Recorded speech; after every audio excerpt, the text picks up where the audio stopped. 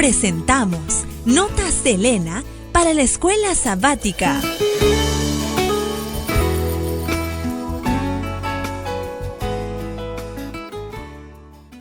Sábado de tarde, 22 de junio. El triunfo del amor de Dios. Cristo aseguró a sus discípulos que había ido a preparar moradas para ellos. Los que aceptan las enseñanzas de la palabra de Dios no serán totalmente ignorantes acerca de las mansiones celestiales.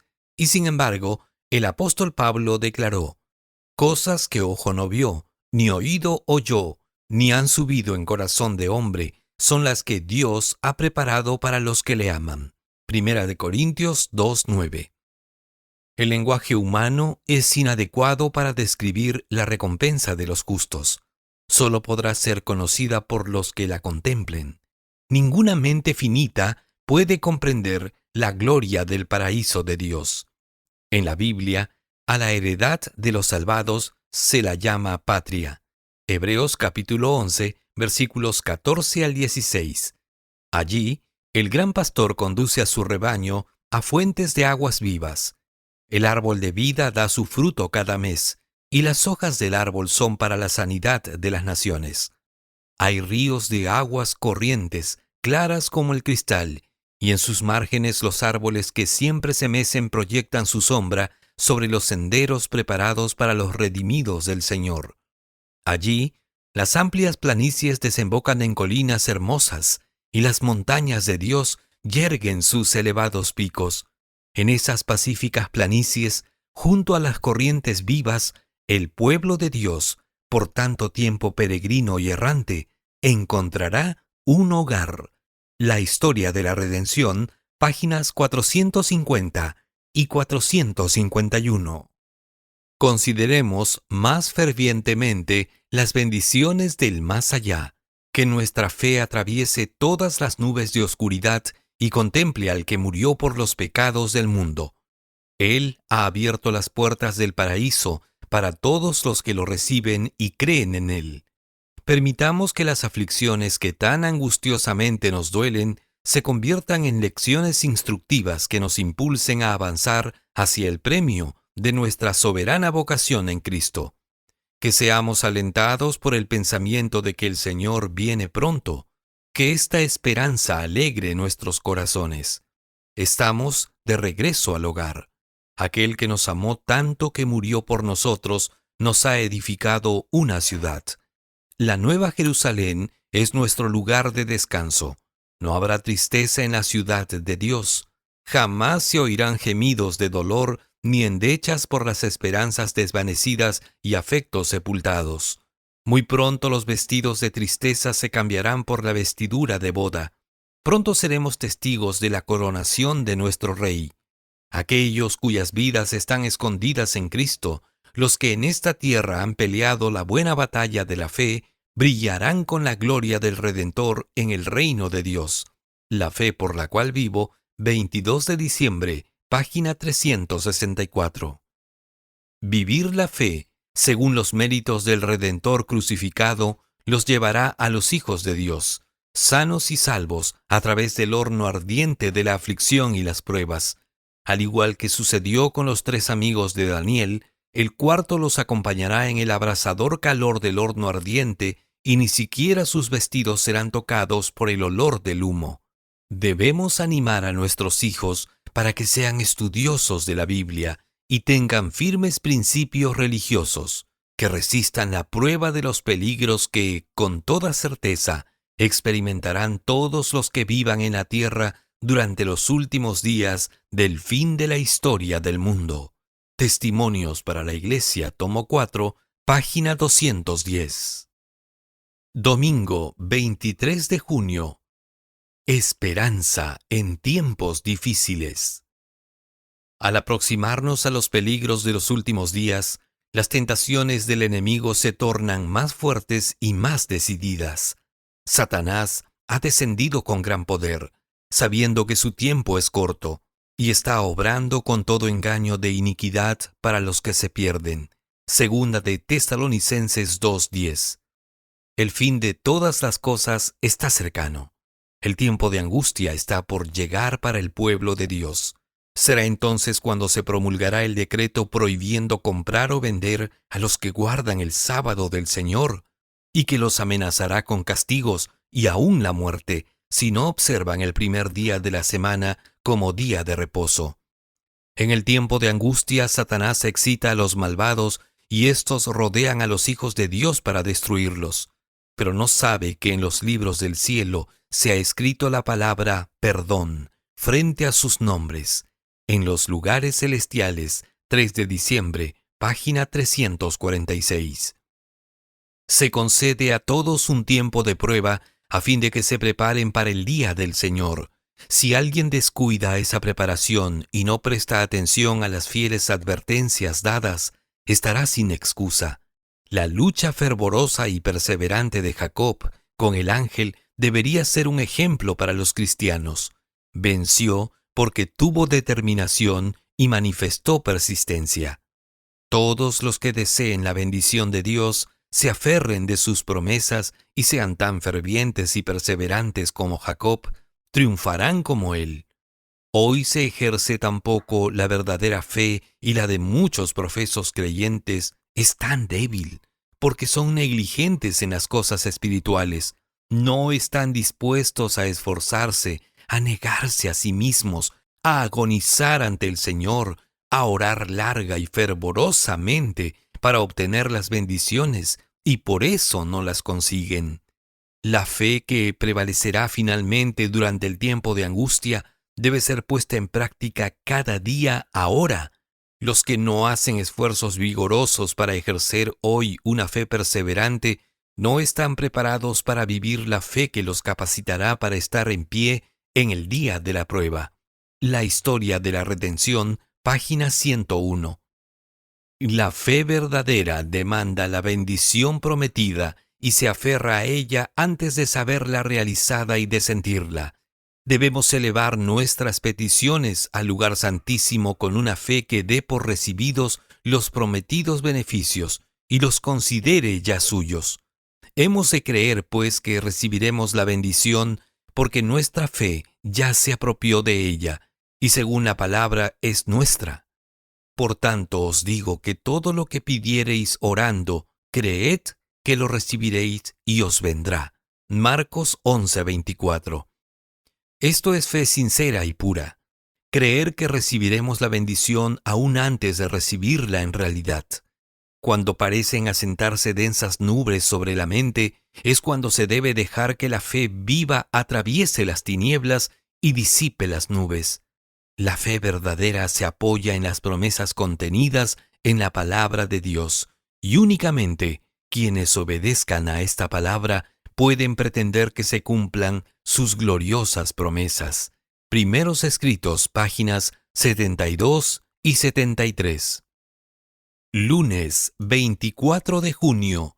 Esperanza en el pronto regreso de Jesús. La venida del Señor ha sido en todo tiempo la esperanza de sus verdaderos discípulos.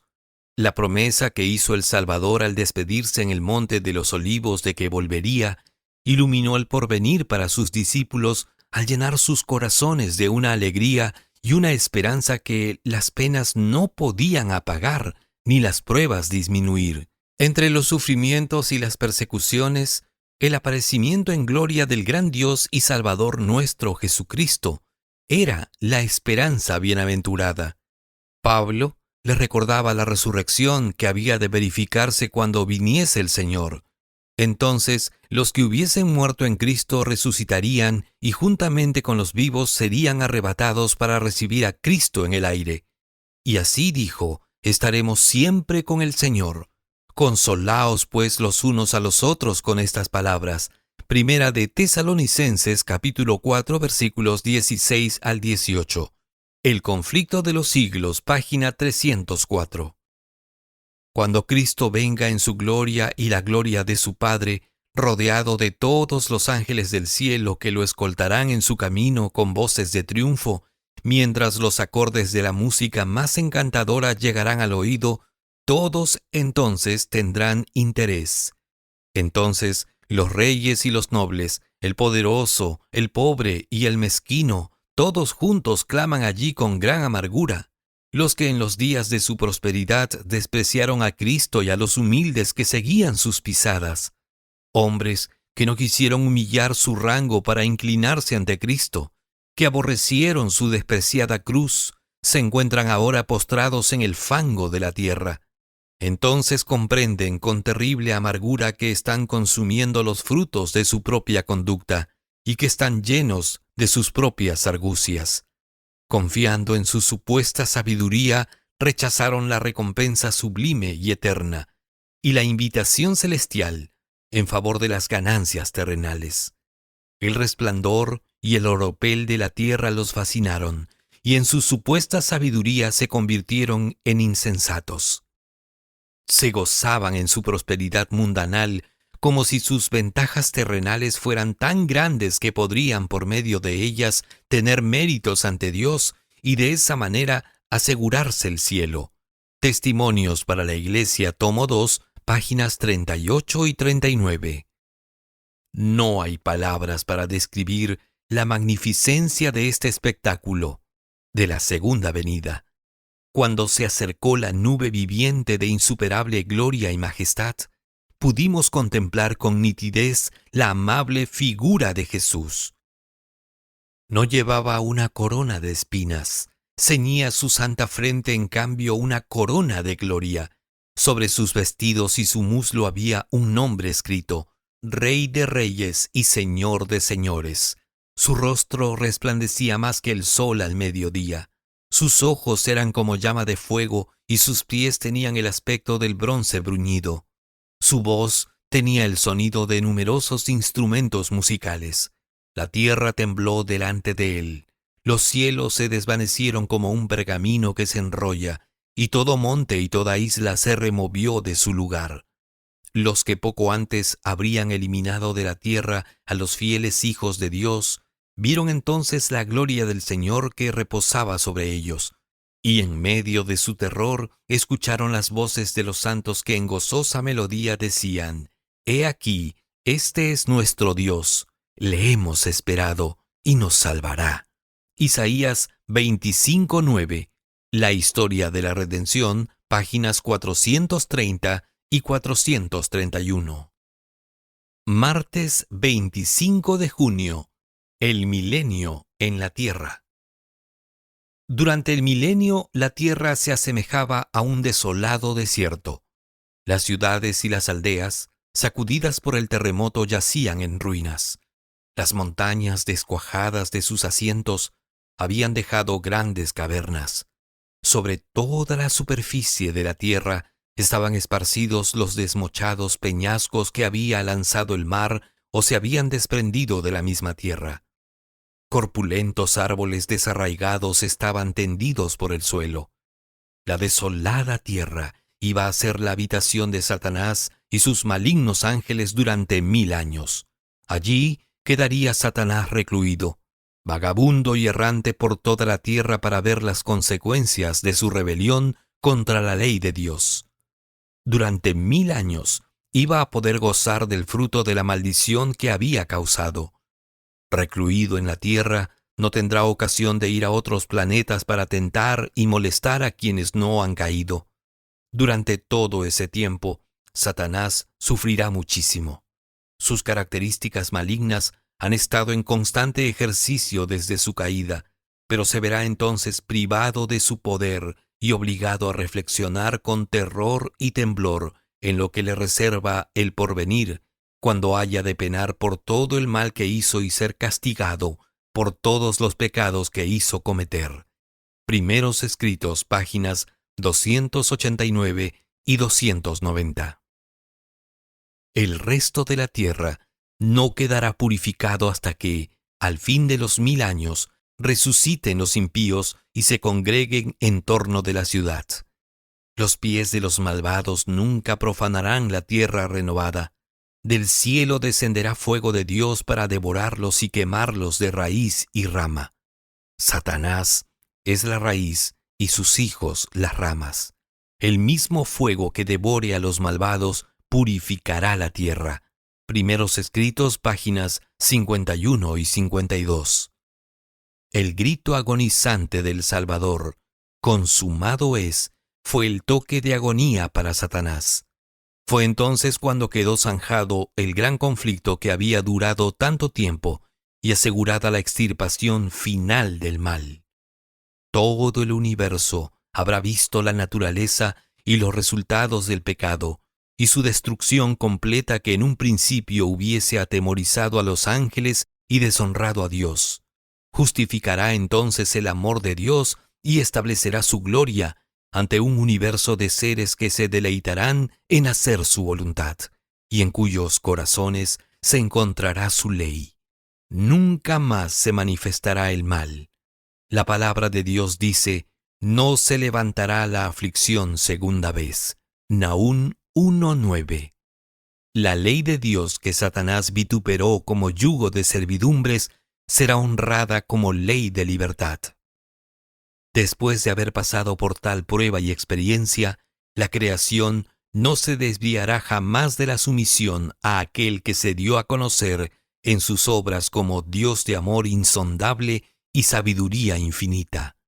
El conflicto de los siglos, páginas 493 y 494. Miércoles 26 de junio. El juicio en el milenio. Después vi tronos en los cuales estaban sentados Jesús y los redimidos. Los santos reinaban como reyes y sacerdotes de Dios.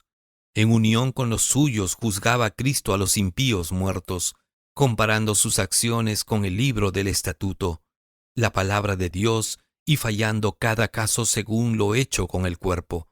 Después sentenciaban a los impíos a la pena que debían sufrir de acuerdo con sus obras, y quedaba escrita frente a sus nombres en el libro de la muerte. También Satanás y sus ángeles fueron juzgados por Jesús y los santos. El castigo de Satanás había de ser mucho más terrible que el de aquellos a quienes engañó. Su sufrimiento había de ser incomparablemente mayor. Después de perecer todos los que fueron engañados por él, Satanás iba a continuar viviendo para sufrir mucho más tiempo. Primeros Escritos, páginas 290 y 291. Al fin de los 1000 años, Jesús, el Rey de Gloria, desciende de la santa ciudad, vestido con el fulgor de un relámpago, y se posa sobre el monte de las Olivas, el mismo monte de donde ascendió después de su resurrección. Tan pronto como él posó los pies en ella, se partió convirtiéndose en una dilatada llanura, y es preparada para la recepción de la santa ciudad en la cual está el paraíso de Dios, el jardín del Edén, que fue trasladado al cielo después de la transgresión del hombre. Ahora desciende con la santa ciudad, más hermoso y gloriosamente adornado que cuando fue removido de la tierra. La ciudad de Dios desciende y se asienta sobre la poderosa llanura preparada para este propósito. La segunda venida y el cielo, página 116. Dios es la fuente de la vida, y cuando uno elige el servicio del pecado se separa de Dios y se separa así de la vida. Queda privado de la vida de Dios. Cristo dice, todos los que me aborrecen aman la muerte. Efesios 4:18, Proverbios 8:36. Dios les da la existencia por un tiempo para que desarrollen su carácter y revelen sus principios. Logrado esto, reciben los resultados de su propia elección. Por una vida de rebelión, Satanás y todos los que se unen con él se colocan de tal manera en desarmonía con Dios que la misma presencia de él es para ellos un fuego consumidor. La gloria de aquel que es amor los destruye. El deseado de todas las gentes, páginas 712 y 713. Tal como el arco iris se forma en las nubes por la unión de los rayos del sol y las gotas de lluvia, el arco iris que rodea el trono representa el poder combinado de la misericordia y la justicia. No solo hay que afirmar la justicia, porque eclipsaría la gloria del arco iris de la promesa que está sobre el trono. Los hombres solo verían la condenación de la ley. Si no hubiera justicia ni sanción, el gobierno de Dios carecería de estabilidad. La unión de la justicia y la misericordia perfecciona la salvación. Maranata, el Señor viene, 14 de noviembre, página 336. Jueves 27 de junio. 2 eternidades.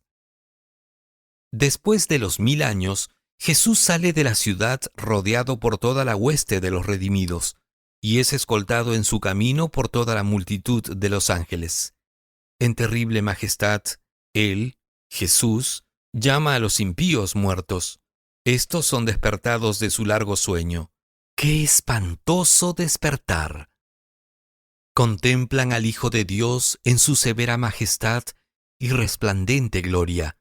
Todos, tan pronto lo ven, saben que Él es el crucificado que murió para salvarlos, aquel que aborrecieron y rechazaron. En número son como la arena sobre la orilla del mar. En la primera resurrección, todos surgen con lozanía inmortal, pero en la segunda se ven en todos las señales de la maldición. Todos surgen como descendieron a sus tumbas.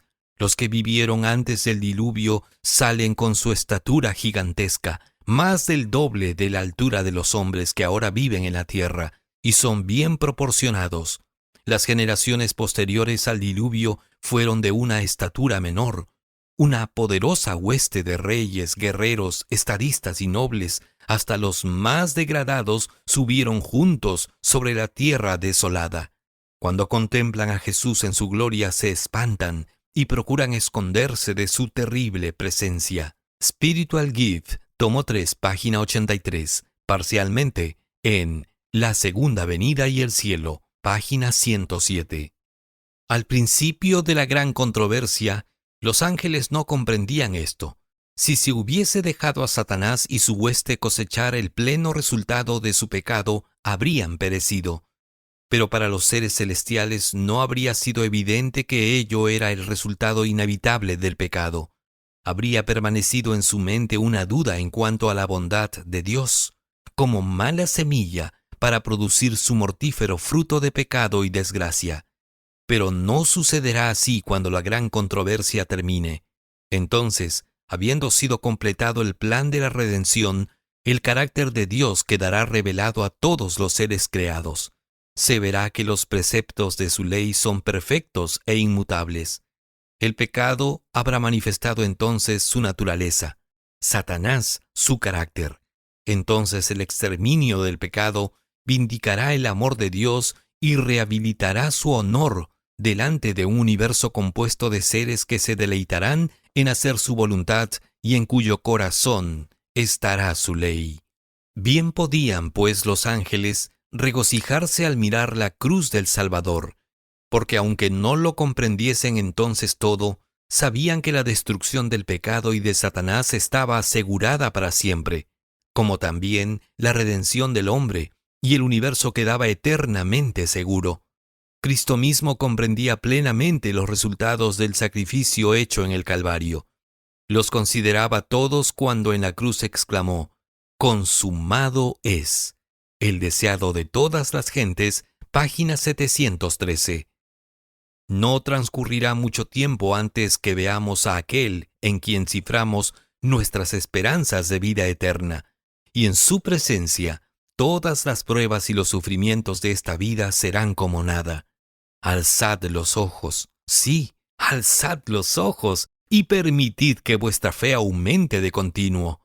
Dejad que esta fe os guíe a lo largo de la senda estrecha, que, pasando por las puertas de la ciudad de Dios, nos lleva al gran más allá, al amplio e ilimitado futuro de gloria destinado a los redimidos.